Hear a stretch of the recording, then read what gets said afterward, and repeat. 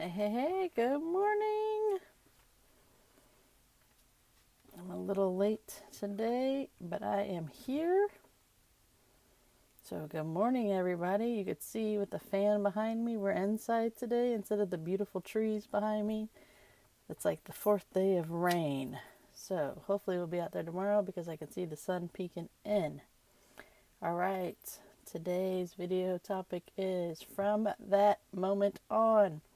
But first things first, I know you're watching on YouTube. Click the subscribe button, the notification bell, and leave me a comment. Anywhere else on social media, say hi and leave me a comment. All right, so from that moment on, move that over a little bit. You're like, Cindy, what does that mean? All right, well, I'm going to tell the story again that I always wanted to write books, but I always thought that my sister was the writer and I was the talker. Mind it, I am the talker, but now I am a writer. I am soon to be published, and I wanted to come on and talk to you about one quote in my book, and then it got me all thinking about everything.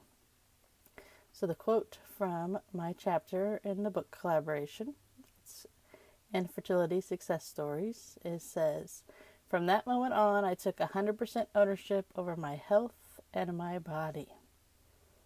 And you're like, Cindy, what does that mean? Well, you have to read the book to find out all of it. But I realized that that was the key thing that started my whole transformation. I've been thinking for weeks about what was the spark that ignited my flame that literally set off my whole, it's not even a firecracker, the whole TNT of life change that I have been on ever since 9 years, that my life is so different that I don't even necessarily recognize what my old life looked like. And it was this moment. Sitting in a doctor's office with people telling me about my baby and telling me about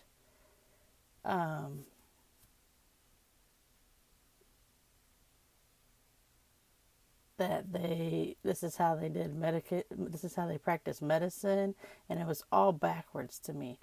Like, the way you do this is you don't go in and scare the crap out of somebody right off the bat when they came in for you to tell them that you were not pregnant. And then all of a sudden you end the conversation with, well, if you have any abdominal pain this weekend, you could die. Okay, I just came in for you to tell me that after 7 years, I'm still not pregnant. And instead, we're having a conversation about, I could be dead this weekend. And I was like, not again. Never again is somebody going to have an experience like that. Never again am I going to let somebody tell me what to do. And it really began in my journey of, no is my favorite word. You can tell me something. You went to school 4 years longer than I did. But I've been in my body for this amount of years. I know exactly how it works. I know exactly what's going on with it most of the time. And I'm the expert on it. So we can work together on this. But you're not going to scare me. You're not going to bully me into something that's not right. So you get to read the book for the rest of it to see how all of this came about. But that really was the catalyst that lit my giant stick of TNT to make changes of what goes in my body, what goes on my body. Hey, I'm not afraid of these people that went to school longer than me. I have a voice in this situation. Hey, I have a plan for how my pregnancy and my delivery is going. We can work together on this, or I'm still going to do my plan. Hey, you want me to have this kind of delivery, and I want to try to have this kind of delivery, so goodbye. We're going to part ways, and I can find somebody else that would like to support me in the way that I would like to deliver my baby. So it really is the beginning of, and that's how we all should be. That's why Now I was like, how is this? But people don't think it's your life. It's your life. You get to make the choices. You can go to experts for expert opinion or suggestions or things like that. But you ultimately have to make your best decision for yourself. Like, you have to know, hey, for example, we're tying this all in between my baby being born and my aging parents. When my mom was in the hospital, I made sure that my sister made it crystal clear to the surgeon doing her surgery and the anesthesiologist, my mom tolerates very little anesthesia. You don't have to go crazy with the anesthesia. She's just fine with a little anesthesia. Just enough to put her out is all she needs. Trust us. We know her for our whole life. This is how it works best. And they actually listened because she didn't need a lot, because we react to synthetic drugs very, very crazily. Like, I had the same thing as my mom did.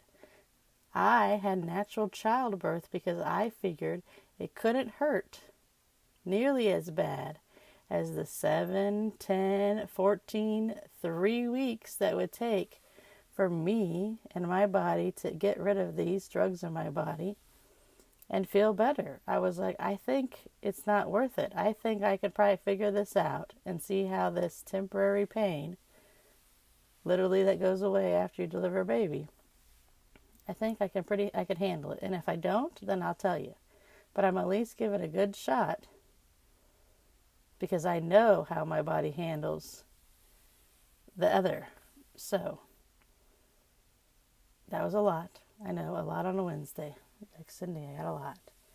All right, but it's things you do like these. I had aging parents while I was giving birth to my child. So join us in our group, Moms in the Middle, Navigating Life Well Between Aging Parents and Kids. And you can learn all new things about how you can live your life with your toe dipped in both worlds.